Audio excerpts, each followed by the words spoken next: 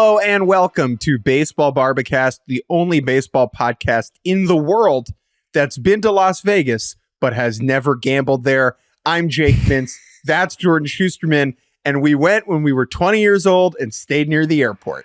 Oh, man, that is so true. That is an accurate statement. What an incredible introduction to this Wednesday edition of Baseball Barbacast. We will be going to Vegas, baby, for the first half of this show as the Oakland A's have released their renderings for their brand spanking new ballpark that definitely is going to be built exactly as it is portrayed for 2028. Sure. That's definitely happening. We're going to talk about the renderings because honestly, ballpark renderings, it's just wonderful podcast fodder. And we really want to dig into some of the nitty gritty details that they surely focused on and wanted everyone to be paying very close attention to. We're going to talk about the Pittsburgh Pirates. Listen, I know we've been spending a lot of time in the early episodes of this show talking about the big market Dodgers and Giants and Phillies and Yankees, but I want to talk about the Buccos. I'm not wearing this hat by accident. I think they've had some interesting stuff going on at their spring training. Including Paul Skenes, Henry Davis, all kinds of stuff. So we're going to talk about that. Got some unfortunate injury news regarding one of our favorite people in baseball, Lucas Giolito. We're going to talk about him a little bit later. Hit on Tyler Glasnow, another tall right-hander who is thankfully healthy. I would love to hit on Tyler Glasnow. I think a lot of people would before we say goodbye. But Jake, how are you? It's Wednesday. What are the vibes before we have fun with these days renderings? How are we feeling? I was feeling sluggish this morning. I'm not going to lie. Okay, I didn't sleep great. But then I sat down here at my desk. I got a new rug beneath my feet. Okay, and then I opened these A Stadium renderings, and it was like a wave of warmth that rushed over me because the joy of the ridiculousness of this story makes me so happy. Now, before we dive into it, a reminder. This still sucks for Oakland A's fans. Even though it is funny, it is a bummer for them that jokes about their team leaving are still about their team leaving. Mm-hmm. That being said, oh my God, I can't wait to just zoom in on these pictures and banter with you. Yeah, and I know that this process has been drawn out and will continue to be drawn out. We've already talked about the fact that they're still going to be playing in Oakland this year. This has been messy. This is a messy breakup that is obviously just unfortunate for so many reasons. Before we even get to the specifics of the photos, let's also just highlight the fact that it seems like we weren't actually supposed to know about these until today, which is an amazing thing. Basically, there was a press release that went out from the company who has, I guess, been contracted to design this new ballpark in Vegas. And they were like, here are these fancy photos and these details. And then all the people that got it immediately tweeted out the photos, because if I got those in my inbox, I would also post them as soon as possible. I would get a tattoo of them. Apparently there was a follow-up like 6 minutes later that was like, this is embargoed until Wednesday, so please don't share it. Okay, obviously that did not work. And instead, now we do have the official tweet from the A's saying, hey, here's what our ballpark's going to look like in Vegas in 2028. And we have 4 images, Jake Mintz. We have 4 images of these of this stadium. Before listening to the rest of this segment, just go on your phone or your BlackBerry or your Palm Pilot or your computer and go to the A's Twitter or your Tamagotchi. Yep. Go to the A's Twitter account and just spend some time with them. Yes. Really zoom in on these renderings. Let the fat extract and get into your sauce like a real rendering. Okay. And now we will open up our can of banter. Okay. We are going to focus the bulk of, I think, of our energy on one photo in particular, right? We have 4 images. 3 of them are from the outside, which really highlights both the size, the background, and most importantly, I think the roof. Okay. I think the first thing that really hits you when you open these images is, oh, that's the Sydney Opera House in Las Vegas. And when you see it next to all these other fake versions of things across the world, which inhabit the Strip in Las Vegas, it's like, oh yeah, that kind of makes sense. But also it's a baseball stadium. So that's a funny place to start. Let's start with Sydney Opera House, Jordan. I have seen the Sydney Opera House twice. IRL.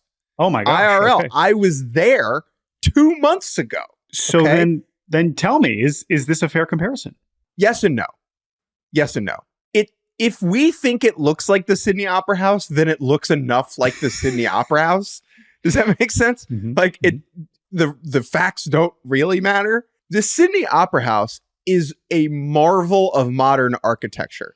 And for there to be a janky replica of it in Las Vegas, honestly, is perfect. So I am in favor of that knockoff because that's what this town is all about, right? There's a fake Eiffel Tower and a fake Statue of Liberty. Like, if this is good, that I'm fine with.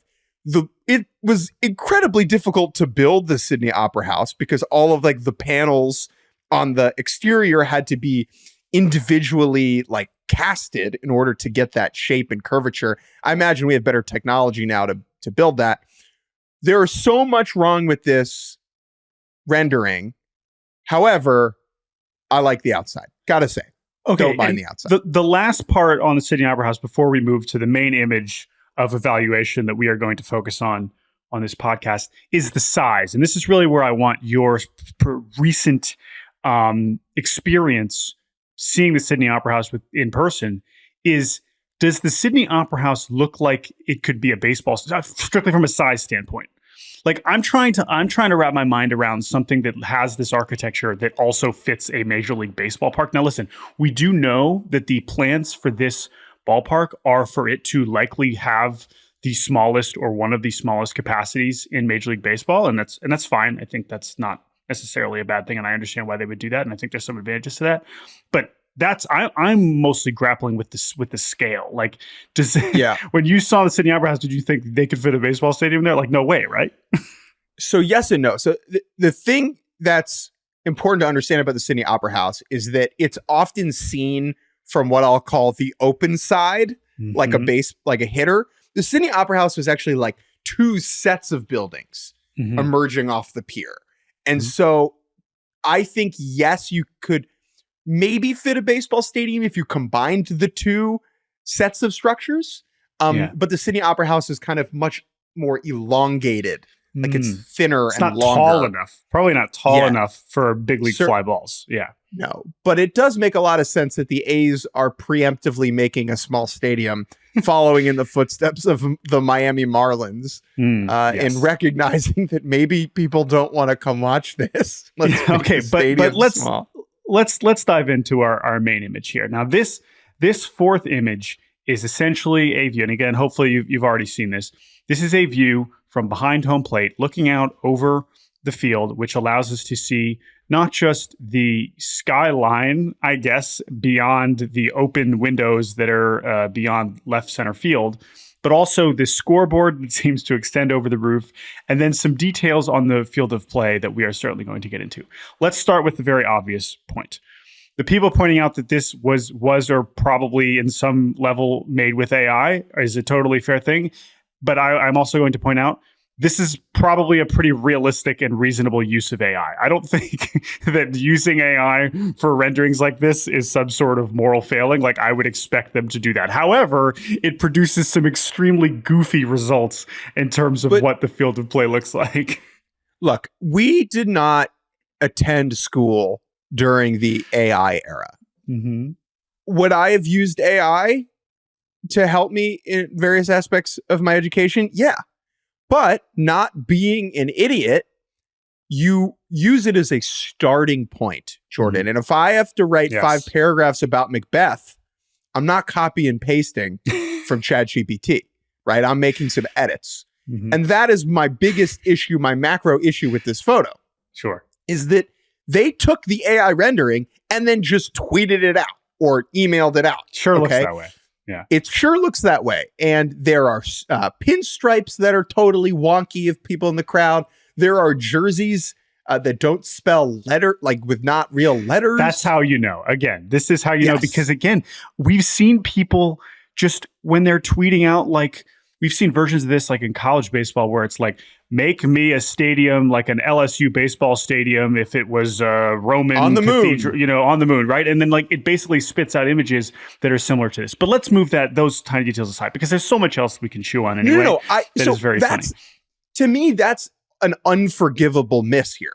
is that it highlights a lack of attention to detail. Sure. If you believe in the legitimacy of these renderings for a big fancy new stadium that has drawn the ire of the national baseball community, you need to double check that your stadium has lights in it, has real dugouts. Okay. No dugout railing and no netting. No netting. Okay? No netting and no dugout railing all. is very troubling. No netting behind home. Jordan, no fence in left center field. It is a translucent fence. It is a it is a totally see-through fence. Okay, it is a see-through fence. I'm more okay with the outfield fence being translucent. Okay, and there being a fence, you can't see that no netting behind home plate. My point is, you can't just go, oh well, it's AI. It's still public, and we're still judging you on it, and you should have known that. I don't care that much. I think I don't want to take them too seriously. I want to laugh at some of the other elements. Okay, let's talk about the scoreboard. Many people have pointed out, first of all, shouts out Zach Geloff. This is essentially an indirect acknowledgement that Zach Geloff is now the face of the A's franchise, which may or may not be true. He had a great rookie season. We're certainly rooting for Zach Geloff moving forward. So good for him. He had 300 plate appearances in the major leagues, and we're putting his picture on the fake scoreboard that's never going to get built. Okay, who would you pick? Okay, so to that point, this brings up another funny thing, right? So let's talk about the lineups. Yeah. Many observant folks, I saw Kyle Kishimoto had a good thread about this, and I was kind of digging into this. These lineups, which appear to be a game against the Angels, seem to be pulled almost directly from a September 1st game that the Angels and A's played. Okay, great. But the funny part is that they swapped out Ohtani for Trout in the DH spot, and then they very randomly adjusted the batting averages on both sides. Some of them are exactly the batting averages that those players had. Some of them are massively inflated. I looked at Shea Langoliers. I was like, Shea Langoliers, no shot he hit 286 last year. So I love that they inflated all those.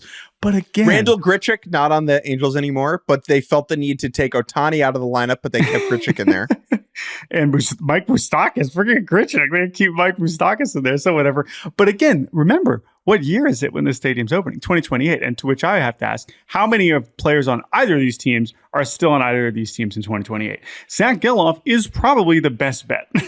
It's not a guarantee, but I would say that Zach Geloff is probably the best bet. But again, you want to put...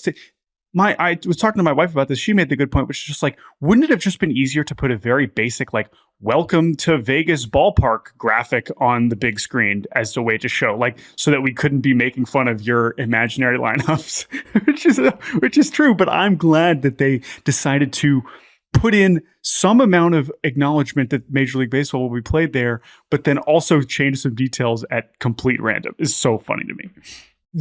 So here's the AI thing. AI did not do this. No. So they pasted this scoreboard on top of the AI rendering. Mm-hmm. Now let's talk about the physical scoreboard here. This is like supposed to be the Vegas sphere style thing? Is the entire ceiling going to be like a screen? I hope so. It's very jarring and confusing to look at. Yeah, but the technology, who knows what, if we already have the sphere now, who knows what kind of, screen technology we're going to have in 2028. But I would say too, the last thing about, the scoreboard and the players is, listen, I know you want to make it feel like the A's are going to play there. So here's Brent Rooker. And I know Brent Rooker had a very funny back and forth with our friend Foolish Baseball about his own potentially inflated stats. But to me, I think they should have used this opportunity to think even bigger picture, to think even farther ahead. They should have put the names of, some top draft picks over the next couple of years that they are definitely going to be taking. Put the name of like a big free agent. Maybe they should throw Vlad Jr.'s name in there because they're going to sign him because they're going to start spending money here in the next couple of years. Let's get wild. Put Nick Kurtz in there and Travis Bazzana and all kinds of fun names. Yeah, both of them, sure, or whatever. I guess we could talk about 2025. There's all kinds of guys that you could put in there. Free agents. Ethan Holiday. Ethan Holiday. Free agents after 2027 going into 2028. Nolan Arenado, Ozzie Albies, Freddie Freeman, Javi Baez, Luis Robert Jr., Alec Manoah, anybody who debuted in 2021. So the A's, dream bigger, boys. Dream bigger. Yeah. Last thing on this. Let's talk about the on-field. Again, this is kind of getting back at the AI renderings, right? You tweeted about this, and it is one of my favorite parts. Okay, so we get past the dugout railing, the no dugout railings, no nets, whatever. Let's talk about this single umpire wearing baseball pants. This is an incredible depiction. I'm like, damn, like, why don't umps wear baseball pants with high socks and pads, or no pads, I should say. It really just brings it back. Some people have pointed out maybe there's a second ump kind of peeking out behind the shortstop. But from what I can tell, this guy's on his own. It's like a little league game. Look, okay, maybe there is a second ump. That's still not enough. It's still too fewer. Also, having watched many a D3 baseball game where there are two umps, if there's no one on base, I guess there are guys. There's guys on first and third. Wait a second. Wait, or are those? Wait a second. Or are those the base coaches? Either there are no base coaches, or there are guys on the corners with the guy on third base taking a very uncomfortable lead into foul territory. Yeah, there's a lot. And then what are these Angels jerseys? Very confused by those as well. Anyway, okay, so listen, you understand why we find this very funny. I'm sure there's other details that we've missed, but listen, this is kind of how it's going to work. Like, had this been a situation where the owners had proven to us that they were able to competently achieve such a transition and clearly had a clear plan to pay for it and all these things, we'd be looking at these renderings and be like, oh, that's so cool. That's what the new stadium's going to look like. But when you consider the context, we're going to laugh. So, and compare this to the Rays renderings that we've gotten recently. There are a lot of things to make fun of in regards to the Rays. However, their renderings look good and realistic and are encouraging and make people in Tampa excited about the idea of a new stadium. I can't imagine this is the case for the A's. One more thing for me on this. The A's, a lot of people noticed this with this tweet when the A's tweeted this out. The A's have had their replies turned off on Twitter for months now. Okay? Even for like spring training score graphics. They do not want to hear from you. Now you can still retweet and quote tweet. But we know some of the people like in A's communications, like on the social side, right? Like the media relations people. And I don't know if they have a hand in this. I like those people. There's no way that these people like woke up one day and were like, we got to turn replies off. This is coming from on high, right? This is cowardice. This is cowardice to literally, like, I know it's Twitter and the world is not Twitter and whatever, but to literally shut off a mode of communication through which your fans can express how they feel about your team, to shut that down is just so indicative of where this franchise is at right now. They are a total and utter embarrassment on so many levels. And every additional thing that comes out, I am more and more skeptical that this whole Vegas thing is actually going to get done. I still think it will. I'd put the number at 80%, but every additional goofy flub takes it down 1 percentage point because this is a real undertaking. To pick up a baseball team and move it somewhere else requires logistical competency and aptitude that these people have not shown at any point over the last few years. So color me skeptical. Yeah, no, I think that's totally fair. And listen, as we've mentioned, like this actual story about we're going to take the opportunity to talk about these renderings because of course we are, but this is still going to be in the news. Unfortunately, for better or for worse, just in terms of the updates that we get. And we will continue to follow it as best we can. Anyway, sorry, one more thing. The picture from the outside, all right, from like behind the stadium looking through the glass, day game, mid-July Vegas heat, sun shining through those panes. It's going to be like a psycho kid killing an ant with a magnifying glass. Those outfielders are going to be baby. Yeah. So again, you look at him for an extra 5 seconds and you'll find something different. But anyway, if we missed anything, let us know. baseballbarbercast@gmail.com. We will certainly continue the discourse around those. All right, Jake, let's talk about another small market team, one with a ballpark that doesn't need fixing whatsoever. Don't touch a thing.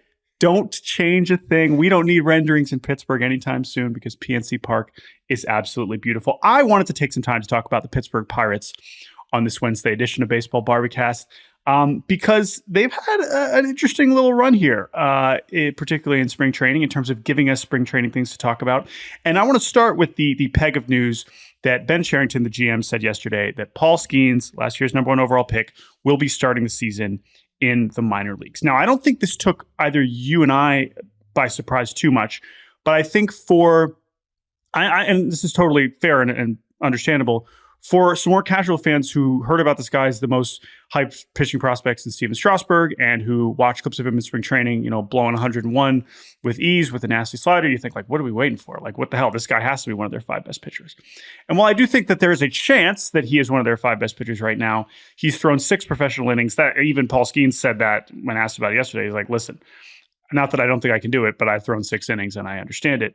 He's going to go to AAA. He'll be up at some point in the early stage of the season. But let's stick on Skenes for a second. What was your reaction when you heard this news? He threw 6 innings in the minor leagues last year. Just because he can do it doesn't mean it's the best thing for his development. I think big league teams doing prospect manipulation over the past couple decades has warped our brains a little bit, where we see this and we think it's prospect manipulation. And there's probably an element of it, right? Of service time, to get him service time stuff, yep. Right? Mm-hmm. And like, there's maybe an element of it here, but he's thrown 6 innings. Yeah. 6 innings. That's not even.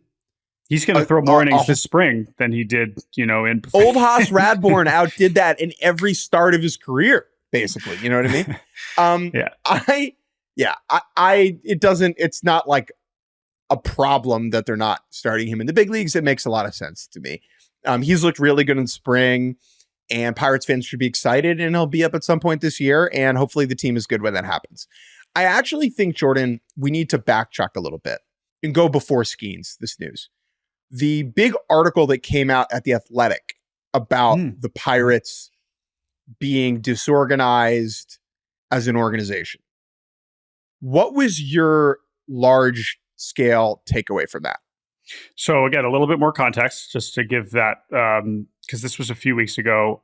There was a story in The Athletic basically highlighting, I don't know if disorganized is necessarily the perfect way to frame it, but it was essentially looking at the disconnect combined with the frugal nature of the ownership and the ways that they have chosen to spend money, not just on the payroll, but also kind of moving their budget around to ensure that they are never spending too much money. It's like, okay, great. You want to improve these facilities where you're going to have to take it out of payroll. You want to improve this, you're going to have to take it out of this. And the way that is hindered generally, not just the, of course, ability to compete on the field, but also player development, communication, and basically people being on the same page in this organization over the last decade or so, certainly since we've seen them in the postseason and whatnot.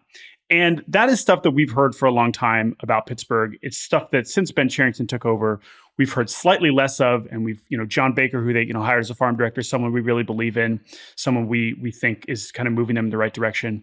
To me, this is a really big, and this is, again, spinning this forward to some of the players we're talking about now. This is a massive year for them to, not that there's pressure on them to make the postseason, but to show signs of progress across the board in the organization, specifically from a player development standpoint.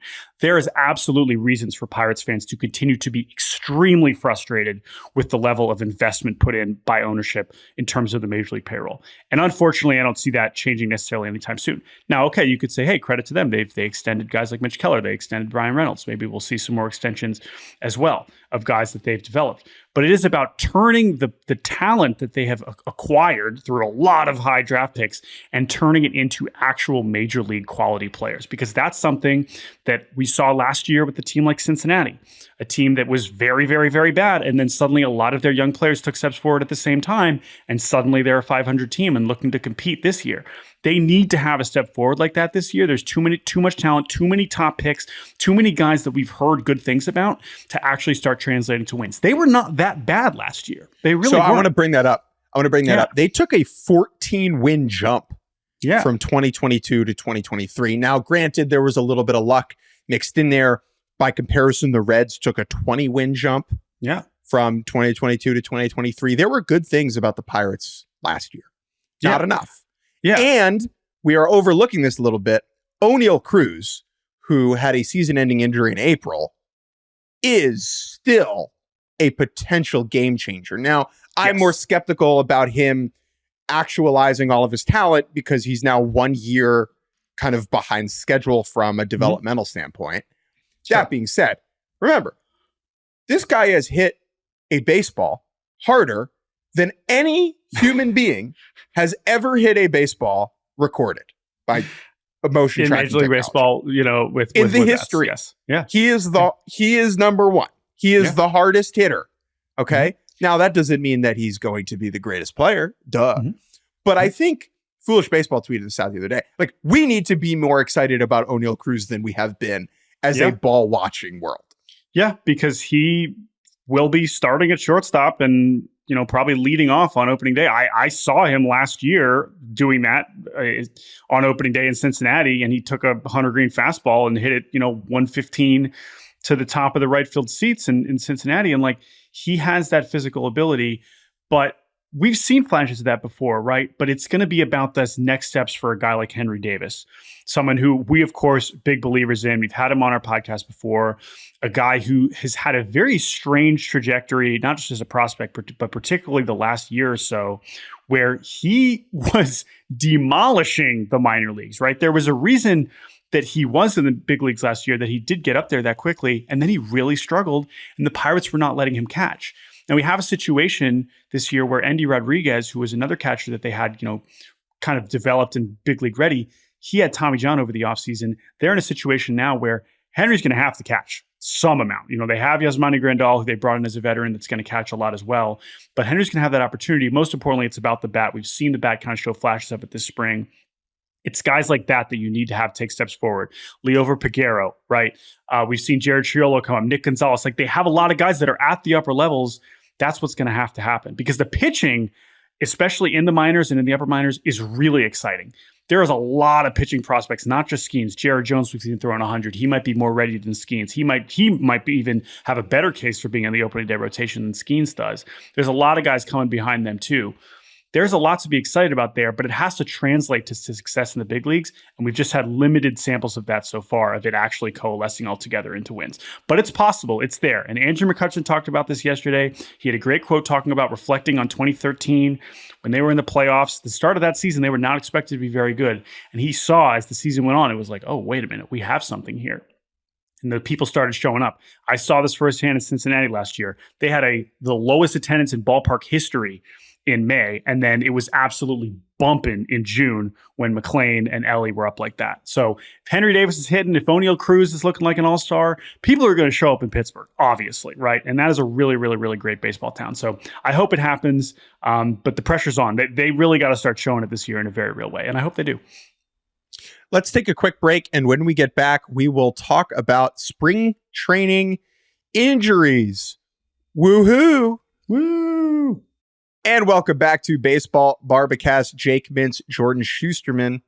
Spring training is a time of optimism until it's not, because the injury bug flies around. I think the way to say this would have been, mosquitoes aren't the only bugs flying around spring training camps, as the injury bug has bit around as well. Thank you so much. Great introduction to this depressing segment, Jake. This is something that we have to, we know is going to be a thing every single season. in the right as pitchers and catchers are reporting, it's like, hooray, look at our favorite pitchers throwing baseballs. And then, in the first week of camp, you get kind of a wave of, oh, yeah, this guy's not feeling great. Okay, he's a little bit behind schedule. We had that with Kodai Senga, was really the first big one. Like, oh, his shoulder's not doing so great. Okay, we get that, with Justin Verlander. We already knew he was going to kind of be slow to come back. We've had a bunch of little here and there. Uh-oh, he's slow. Okay, he missed a bullpen. All right, he's behind schedule. But unfortunately, Jake, yesterday we got probably one of the worst updates that we've had regarding this. It's certainly the most dire, at least thus far.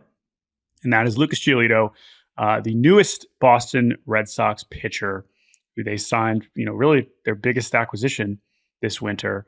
Reportedly, has damage to his UCL and is, while we don't have anything for sure, but I would say, honestly, it's as simple as the fact that Alex Cora said, we are concerned, when so often with these other times, guys say, like, the language used around these injuries is, we're going to see what we have, we're going to take second opinion, blah, blah, blah. Like, the fact that Cora already said, like, we're concerned, this is a bad day, like, that kind of tells me all I need to hear. And I mean, listen, obviously, we love Lucas. We were really excited to see what he could do with Boston this year. I thought it was a great fit for him. I thought it was a great fit for them. Regardless of the larger context of the Boston offseason, I really did think that he was a good fit there. And the irony and the reason why this really sucks is, one of the big reasons why he's such a good fit there is you kind of knew what you were getting from a bulk and durability standpoint. That's something that, even with the performance kind of fluctuating, he's been there. He's posted the last few years. And I know that's been a goal for him. But this is just a massive bummer. And I hope it isn't. I hope this doesn't eat into his 2025, because it does seem like it's going to wipe out a good chunk of his 2024. I was at Red Sox camp a week and a half ago and saw him throw live, and the stuff looked electric. I mean, like, it was 95, 96 with real ride. Mm-hmm. He was showing 2 good secondaries. He looked really good. And then I think one of his first starts in spring, he was flashing kind of a new shape on his slider that graded out really well, and people were really excited about the pitch mix.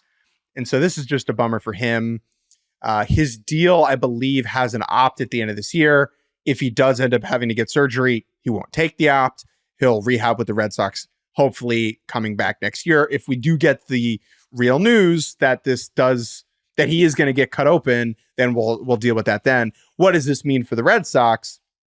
I see it from 2 different angles. Okay. Mm-hmm. On one side, it's like, much respect to Lucas. If Lucas Giolito missing the season was so crucial, was integral to your success, you were doomed already. Like, if the Red Sox were going to be good with Lucas, they were going to be good without him. If they were going to be bad with Lucas, they're going to be bad without him. Maybe, yes, okay, if he takes a big step forward and he's like a top 2015 pitcher in baseball, it takes them from what, like 88 wins to 83 wins, right? But that's a very generous reading of the situation. And I think if I tend to look at this through pessimistic glasses, evaluating the Red Sox leadership group, they are not going to be more motivated to spend now. I think they're going to be less motivated to spend, because they didn't think the team was good enough to supplement 2 days ago when his elbow was good, right? Why are they going to believe in this team now that it's gotten objectively worse? And that is the key there is right. The first instinct is, oh, now they need Jordan Montgomery or Blake Snell even more. And like, that is technically true. And maybe that is where they land. But I agree with you. And everything coming out of the people that have been covering the Red Sox every day is that sentiment, which is that, well, they already didn't believe in them. So now this is just an excuse. But I agree with you that kind of speaks so loud. If that is the case, not that we didn't know that they didn't really believe in this team as a legitimate contender this year because of the way that they've talked about it and letting their young players grow, and we're building towards a stronger future in 2025 and whatnot. It's really disappointing, because while I am still looking, of course, now at this pitching staff without Lucas, and I'm like, yikes, there's good players on this team. I look at this lineup and I look at the young core offensively, and Devers, who's capable of having, an MVP. Like, I'm frustrated that they are still, and I know you're in the AL East, and that's what's why you're kind of taking this outlook, and I recognize that. It's still frustrating to have this amount of talent and just say, I feel this way about a few teams. I feel this way about the Mets in a lot of respects. I feel this way about, now again, let's compare them to the Giants again, which we have all offseason. Another team that seems to be pretending, despite their lack of pitching health and depth, they're like, oh no, we don't need a starter. We're good. We're going to trust the young guys. Like same exact thing that Breslow was saying yesterday about Josh Winkowski and, Garrett Whitlock. And like, oh yeah, these guys are going to start for us. Like we're feeling good. Giants saying the same things. Like, yeah, we have Mason Black and we trust in Keaton Wynn and all these guys. It's like, okay, that might be true too. The thing I want to wrap just comparing those two teams is like, who do you believe? I mean, at this point, I feel way better about the Giants than the Red Sox. They both have massive uphill battles to climb here. But just for this season, who do you feel more optimistic about for this season, the Giants or the Red Sox in terms of making the postseason? I mean, I maybe it's too obviously the Giants at this point, but they both have huge challenges ahead, and we've been comparing them for a lot of the same reasons. What do you think? I lean to the Giants. I mean, postseasons are not won because of optimism, but I just think the energy there is a lot better. I think Bob Melvin in year one. Yeah. Yeah. The Giants have a green arrow pointing upwards in some direction. Yeah. The Red Sox have a red arrow pointing down. Yeah. No doubt for me. This is related actually to something I'm writing about on Friday. Mm-hmm. Is spring training too long? Is spring training too long? Talked to a lot of people about this when I was down in Florida, and the consensus that I got is, why does this need to be 6-7 weeks long? Pitchers nowadays are so built up and ready to go by the time they get to camp that they don't need all that time to be ready to throw 5-6 innings in a start. Back in the day, players would show up to spring training bellies full of beer and use that time to work their way into shape, right? Now, people are showing up to spring ready to rock. And so all we're doing by having such a long spring training is increasing the likelihood that we're going to get catastrophic season-altering injuries during that time. Now, there are some players, there are some players who like the amount of time they have. They feel like they can build up gradually and casually and get themselves ready. But think about it like this, dude. This is the longest these people spend in one bed all year, is in spring training continuously, right? They're going back to the same place to sleep every night for like 55 days in a row. And I talked to some people about this in Arizona too. And like, it's such a big split between like the position players are so done. I mean, this is why they pack up their bags and leave in the fifth inning. Part of me totally sees that. And I think that there's a great argument that because they are so much more ready to compete early on, especially the pitchers, they're throwing so much more in the offseason that why can't we just start it on March 1st? That's fine. I also feel like it's just so random with these injuries, and we still are not sure exactly what they need. And especially when a guy like Lucas, hurts his elbow at this stage, right? A guy that he was exactly the kind of guy we expect to be healthy. We're just going basis off of what they've done the last few years and the track records that each of these individuals have. And then guys that seem like, oh, Chris Sale's going to get hurt. He looks great. He looks 100%. He's throwing really hard, and who knows how much that'll last. So I think that overreacting to the injuries specifically is not necessary. I don't even think I guess my point is, I don't think it's as much about the injuries as much as just like the pitchers in general are ready. But I don't know. It's just a really hard thing. This is, again, like such a massively important question for the entire health and existential nature of the sport is, how do we keep pitchers healthy? And I don't know if the length of spring training is necessarily the number one thing related to that. But I agree. It is interesting. But the dynamic at play here, right, is the teams and communities are making so much money off of spring training, right? So like spring training is like a multi-$100 million endeavor for Florida and Arizona. There are local areas in these places that are like financially, economically reliant on an enormous wave of people coming down there every February and March, and like shortening that by a week is like a huge financial punch to the gut, that's certainly worth noting as well. Yeah. There's a lot of elements to it, but again, like it's just that's every day you just hope that you're not gonna when you get that pass notification, especially now when we still have free agents out there. It's like, oh, Jeff's reporting something. Oh, that's not news I wanted to read on my phone. That's not good.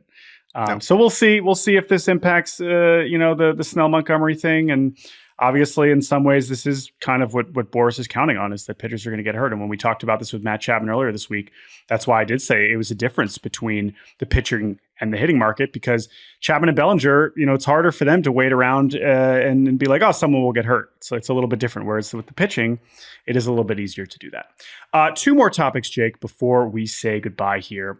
First, I want to talk about Tyler Glasnow, who I wrote about today for Yahoo. And I chatted with him for a while when I was at Dodgers camp a few weeks back.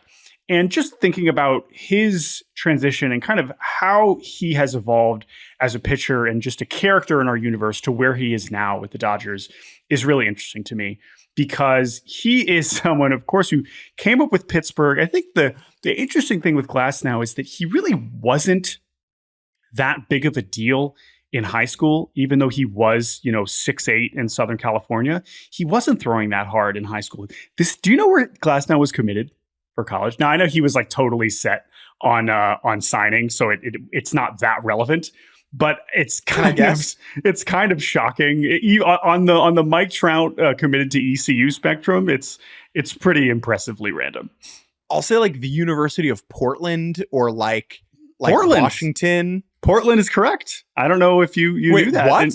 I don't know if that was just in the deep recesses of your brain, but he was going to be a Portland Pilot.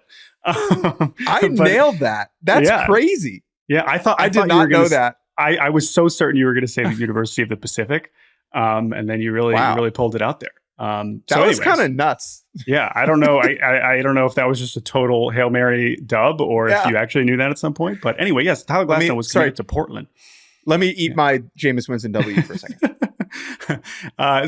But to that point, is like, he was a tall right-hander in Southern California, so people knew who he was. But Pirates pick him, and like it takes a while for him to really find himself in the minors. And then by the time he's throwing outrageously hard and has this outrageous stuff, he has no idea where it's going. And so he gets to the big leagues, and he's just like, oh, he can't throw strikes. He's going to be a reliever. And then after that trade, man, it just all comes together. He becomes an amazing starter. But with all those injuries, we just see it in intervals. We see it in intervals.